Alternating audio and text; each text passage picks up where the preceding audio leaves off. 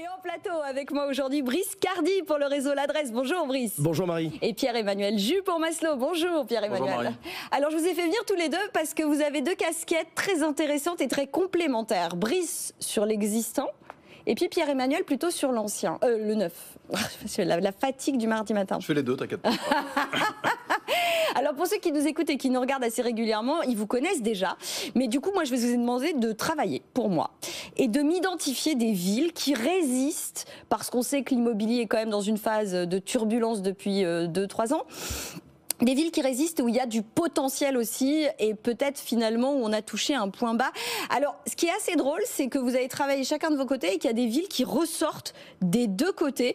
Alors, moi, celle qui a mon petit coup de cœur, c'est Angers. Je voudrais que chacun, votre tour, vous m'expliquiez pourquoi Angers ressort un peu du lot, selon vous, dans le neuf comme dans l'ancien. Je ne sais pas lequel veut commencer, Brice, Pierre-Emmanuel. Je peux démarrer. Oui, je t'en prie. Non mais Angers, déjà pour plusieurs raisons. Angers a été une ville de report par rapport à Nantes et d'autres grandes villes qui étaient un peu plus chères. Angers parce que c'est une ville qui a su, au-delà de la ligne à grande vitesse, extrêmement être dynamique au niveau des écoles, des facultés et plein d'autres choses, au niveau tout ce qui est technologie, internet et autres. Angers qui a été, je crois, pendant 3 ou 4 années d'affilée élue comme la ville où on se sent le mieux pour y vivre. Donc voilà, donc c'est toutes ces raisons qui font qu'aujourd'hui... Mais il me Angers... semblait que les prix avaient beaucoup augmenté à Angers. Alors ils ont augmenté, mais comme beaucoup d'autres villes, jusqu'à ce que le marché se retourne. Il y a eu une période de tassement, avec des frémissements qu'on a eu, comme beaucoup d'autres endroits, en septembre. Et la confirmation, on avait sondé en effet les agences sur la rentrée de septembre. Aux abonnés absents, c'était les investisseurs. Et là, ce qui ressort à Angers et dans d'autres villes qu'on aura peut-être le temps d'examiner, c'est qu'on a une rentrée de janvier sur cette nouvelle année où finalement tous les acheteurs sont de retour et notamment les investisseurs. Donc ça, c'est la bonne nouvelle que nos sociétaires présents et bien implantés, parce qu'on a une vingtaine d'agences sur la région angevine qui nous confirment que le marché est de retour avec en effet un bon dynamisme, des délais de vente qui se raccourcissent et surtout les investisseurs qui sont de plus en plus nombreux. Et pour boucler la boucle sur l'ancien et sur Angers, ma question c'est, est-ce que les prix qui ont quand même un petit peu corrigé à Angers, est-ce qu'on a touché le point bas ou est-ce qu'il faut s'attendre à ce que la correction perdure? Là, c'est le même constat qu'on a également sur d'autres sociétaires qui ont eu la gentillesse de nous répondre dans d'autres villes. Clairement, lorsque on a des biens qui traînent à la vente, traîner, c'est-à-dire en gros qui dépassent les 3-4 mois de délai de vente, c'est toujours le même symptôme et le même diagnostic. Dès le moment où vous baissez le prix, vous le corrigez entre 5 et 10%, à ce moment-là, les délais, ça va très vite et généralement le bien se vend dans les semaines qui suivent. Donc il y a encore un petit potentiel de correction. Il y a encore besoin de corriger en effet les prix, tout à fait. Et je me tourne vers Pierre-Emmanuel parce que, en fait, ce qui est très intéressant, c'est chez vous, vous calculez la différence de prix, parce qu'on sait que le neuf, c'est quand même différent en termes de régulation de prix, on a quand même des coûts incompressibles. Vous regardez la différence de prix entre de l'ancien rénové et du neuf. Et Angers fait partie des villes où vous constatez que finalement l'ancien rénové revient plus cher que le neuf. Oui, alors c'est vrai que c'est une ville qui résiste bien. Tout ce qu'a dit Brice est exact. Pour les investisseurs, ce qui est intéressant, c'est aussi une ville étudiante. Il y a eu beaucoup d'ouvertures d'écoles. Quand on regarde les stats de Parcoursup, notamment, c'est 2900 étudiants en plus entre 2018 et 2023. Donc c'est intéressant. Nous, chez Maslow, on s'adresse à des investisseurs, souvent primo-investisseurs, petite surface, petit budget. Donc là, on a des fondamentaux qui sont intéressants. Et c'est vrai, plus cher que l'ancien. Donc l'idée, c'est de regarder s'il y a une énorme différence entre le neuf et puis un bien sur lequel je vais pouvoir arbitrer le prix, notamment à cause des DPE. Et donc ce DPE arbitré en termes de prix, si je dois faire des travaux de rénovation, puis des travaux d'embellissement, est-ce qu'il y a un écart qui est important? Et sur Angers, c'est une des villes sur lesquelles l'écart n'est pas suffisamment important. Quand on prend Hello Artisan, l'ADEME, Flat Looker, on arrive à sortir des prix aujourd'hui de rénovation énergétique aux alentours de 750 € du mètre carré. Donc aujourd'hui, c'est intéressant d'aller chercher de l'ancien et d'arbitrer le prix si l'écart est important. Et là, c'est pas le cas sur Angers. Donc il y a peu d'offres dans le neuf. Donc c'est intéressant de pouvoir s'y intéresser. Alors moi, ce qui m'a intéressé aussi, c'est les villes que vous avez identifiées. On parle d'Angers, mais on n'est pas sur de la très grosse ville. La plupart des villes que vous avez identifiées, tous les deux, c'est pas les villes qui vont forcément me coûter le plus cher. Je pense par exemple à vous, Brice, vous m'avez mis en avant Le Mans. Alors j'ai rien contre Le Mans, mais à chaque fois, bienvenue en gare de Le Mans. Le Mans, qui pour vous est quand même une ville que vous avez identifiée pour son dynamisme aujourd'hui. Est-ce que véritablement on peut considérer que c'est une ville où il faut se positionner aujourd'hui? En fait, c'est toujours le même constat. Quand le marché s'est inversé, on s'est aperçu, on en avait parlé ici ensemble, que là où ça avait le mieux résisté, finalement, c'est là où l'immobilier était pas trop cher. Et là où les efforts... Mais Le Mans, ça n'a jamais été cher. Eh ben, Le Mans a fait partie des villes comme les autres qui ont eu un regain d'attractivité après la période post-Covid, où on s'était aperçu qu'il faisait bon vivre justement dans des villes pas forcément aussi grandes, avec toujours l'attrait de l'emploi, et Le Mans en fait partie. Le Mans, on est en dessous de 2000 € le mètre carré. Le Mans, aujourd'hui, pareil, a su se réinventer auprès de grandes écoles, de facultés, et aujourd'hui, en effet, on a des rapports locatifs. Ce qu'il ne faut pas oublier qu'une chose, c'est que les investisseurs, ce qu'ils veulent, c'est surtout une rentabilité locative. La première question, c'est de plus en plus de demandes, avec la capacité d'acheter peu cher le prix au mètre carré. Généralement, on trouve plus facilement également des artisans pour rénover. On paye également moins cher la main-d'œuvre pour rénover le logement. Et à l'arrivée, qui est gagnant? C'est la rentabilité, c'est l'investisseur. Et là, c'est pour le coup, quand je regarde le niveau des prix au Mans, on est quand même sur une accessibilité sans pareil, autour de 1 900 € du mètre carré, c'est ça? C'est ça même, ouais, tout à fait. On peut même trouver un peu moins cher. On peut mettre à 1500, voire en dessous, si justement, il y a beaucoup de travaux à réaliser, et on va créer du déficit foncier, et qui est aujourd'hui quelque chose de très intéressant pour les investisseurs. Mais du coup, Pierre-Emmanuel, ces villes qui sont si peu chères sur l'ancien, c'est peut-être pas là qu'il faut que je cible sur le neuf, du coup? Oui, là, l'écart est trop important entre Le Mans, entre le neuf et l'ancien. Voilà, c'est aussi une ville TGV, il y a aussi beaucoup d'efforts. Il y a un gros programme aussi de la municipalité pour ouvrir des places et des écoles, donc ça va aussi beaucoup progresser sur Le Mans. Après, la seule vigilance que l'on peut avoir sur des villes qui peuvent être très peu cher au mètre carré, c'est ne pas mettre trop d'argent dans son logement en termes de rénovation, etc. Parce que si je me retrouve avec un marché qui est en moyenne à 1 500 € du mètre carré, et que je sors mon appartement ancien à 2 500 € du mètre carré après rénovation, attention à la copropriété, attention à la revente. Donc on privilégie, quand on est investisseur, le bon horizon de placement. C'est ça, en gros, le bon conseil, là, Pierre-Emmanuel, c'est on investit dans une ville où effectivement les prix sont relativement faibles. Autant choisir, quitte à pas choisir du neuf, autant choisir quand même un bien qui nécessite peu, voire pas de travaux. Moins, en tous les cas, peut-être privilégier des DPE qui sont peut-être D, ou alors eux avec peu de travaux. L'idée, c'est pas de ressortir avec un bien qui soit décorrélé du marché, mais en tous les cas, Le Mans, tension locative importante, et effectivement créneau d'entrée sur l'ancien qui est intéressant. Vous mettez en avant, vous quand même, je disais pas de ville chère, si quand même. J'en ai quelques-unes. Aix, Nice, Annecy, c'est pas donné. Non, c'est pas donné, mais ce sont des marchés certains. Donc là aussi, lorsque on est investisseur, Annecy, par exemple, aujourd'hui, c'est un marché dans l'ancien qui est très très cher. Et là, le neuf est vraiment, il y a peu d'offres. Et là, c'est une certitude de pouvoir aussi faire une bonne affaire. Et puis, si on sort un peu de l'investisseur, c'est aussi de se dire, moi, mon petit frère est banquier, et je l'étais aussi aujourd'hui. Lorsque des clients viennent en banque faire un calcul d'enveloppe, moi, mon petit frère, il va leur dire, voilà, aujourd'hui, je vous prête pour votre résidence principale peut-être 180 ou 190 000 €, mais peut-être que vous pouvez bénéficier, vous pouvez bénéficier du prêt à taux zéro, vous pouvez bénéficier du prêt vert de la caisse régionale, vous pouvez bénéficier de frais de notaire réduits. Ouais. Finalement, votre enveloppe dans le neuf, elle est à 230 240 000 €.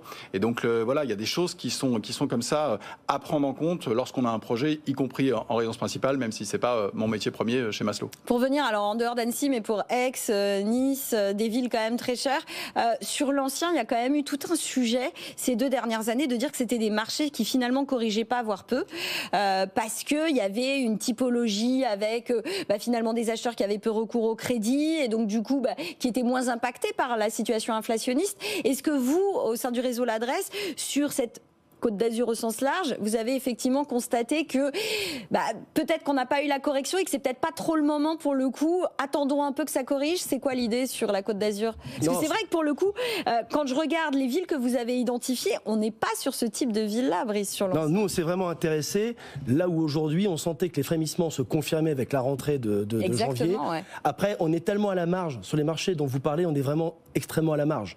C'est-à-dire que les biens, les investisseurs, les acheteurs qui ont manqué finalement sur ce type de biens, ça va être sur des biens qui vont être au-dessus de 3 millions d'euros, extrêmement luxueux, et sur le panier moyen à un moment donné où il y a eu une sorte de ventre mou à peu près à 800 000 €. Mais quand on a examiné les différents chiffres qu'on a au sein du réseau, les chiffres qui remontaient, les commentaires, les profils, les anecdotes qui remontaient sur la Côte d'Azur étaient tellement à la marge qu'on a préféré finalement faire du macro plutôt que d'être sur quelque chose de très singulier. Non, et puis ce qui est intéressant, c'est qu'on est quand même sur des villes finalement, entre guillemets, plus accessibles. C'est pour ça que je regardais, c'est vrai que c'est ça la différence. Ce qui vous sépare tous les deux au-delà de cette table, c'est quand même effectivement la particularité de vos marchés respectifs. Et donc, ce que je disais en préambule, c'est cette autorégulation, même si ça me fait un peu mal au cœur de dire ça, sur le marché de l'ancien, et finalement ces coûts incompressibles sur le marché du neuf. Vous le vivez tous les deux, ça, non ? Oui, bien sûr. Et puis dans les villes que l'on a citées, Nice et Annecy, effectivement, la catégorie des acheteurs, que ce soit en résidence principale, résidence secondaire, investisseurs, ils sont plus âgés, moins touchés par le crédit. Donc la hausse extraordinaire et la désolvabilisation des acheteurs que l'on a vécu fin 2022 et toute l'année 2023 a moins touché ces villes-là. Puis quand on a un flux migratoire positif également, eh bien ça permet au marché d'un peu mieux résister. Bon, je vous avais promis qu'on allait voyager, mais je voulais aussi qu'on voyage en Ile-de-France. Je sais, c'est pas bien loin. Le Kremlin-Bicêtre. Kremlin-Bicêtre, des villes comme Kremlin, comme Vitry, toute la petite couronne qui font partie des communes qui ont le plus souffert de la crise. Il faut le rappeler, on parle beaucoup de 20-25% de volume de vente de moins, mais on a une récente étude des notaires qui a bien apporté la preuve qu'il y a des endroits où ça a décroché de plus de 50% et des endroits, toujours les mêmes, où l'immobilier est peu cher, qui a beaucoup mieux résisté.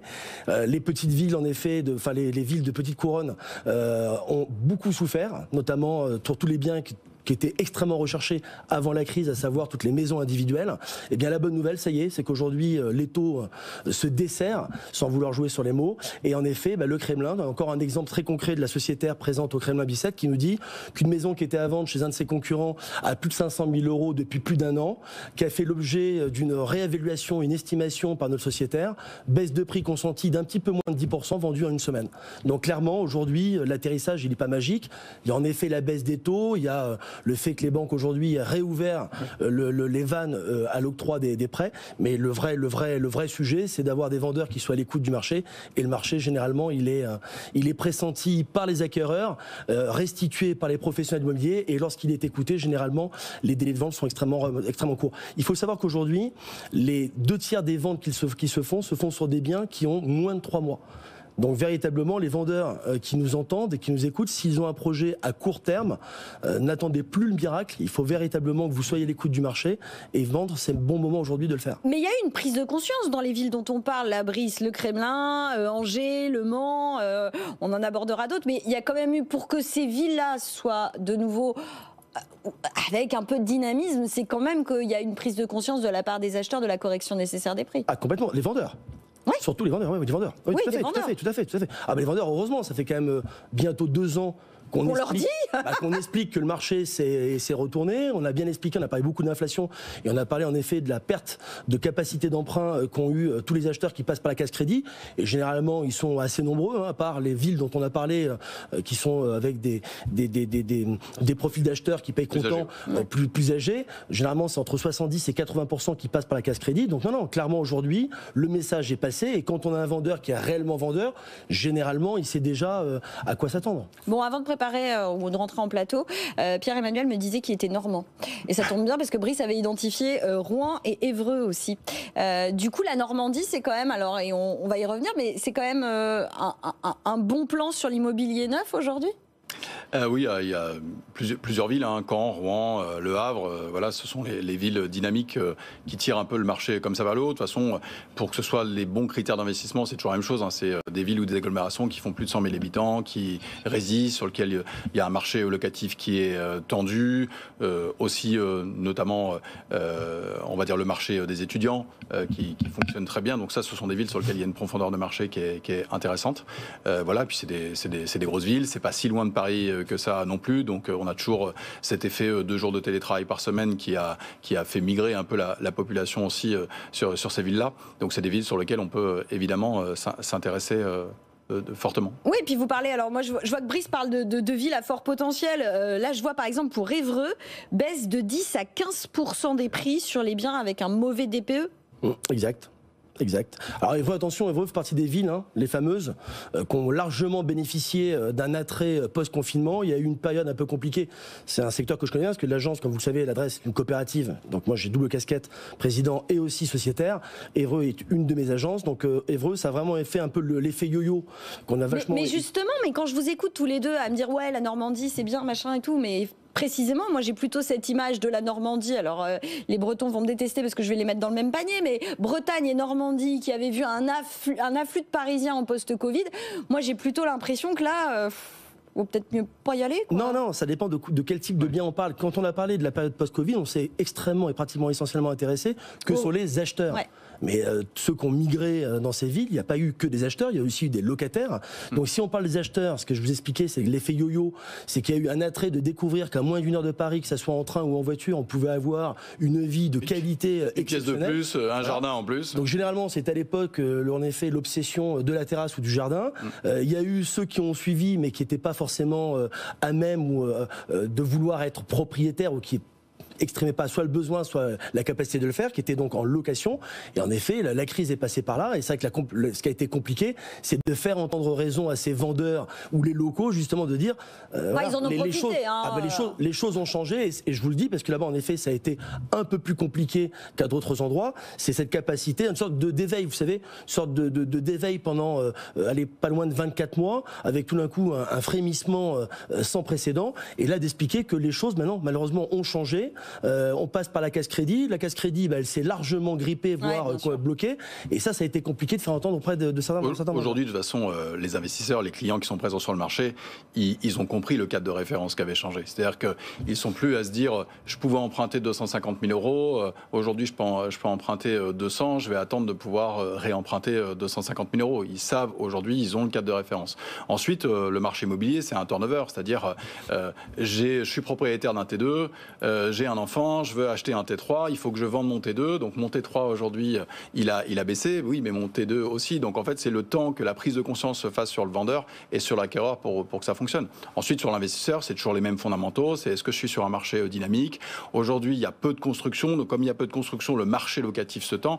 Et un marché locatif qui se tend avec des prix qui baissent, c'est une meilleure rentabilité. Donc ça veut dire que pour l'investisseur aujourd'hui, c'est quand même extrêmement favorable pour des projets de vie long terme de pouvoir rentrer sur ce marché. Oui, parce que surtout, du point de vue de l'investisseur, on est quand même tous d'accord pour dire qu'avec des prix qui ont baissé, non, pour l'investisseur, avec des prix qui ont baissé à l'achat, et effectivement un loyer qui reste très élevé et qui continue d'augmenter, même si l'inflation s'est un peu calmée, le fait est qu'en fait mon écart et ma rentabilité, elle est bien meilleure qu'elle ne l'était il y a encore 3 ans au moment des taux à 1%.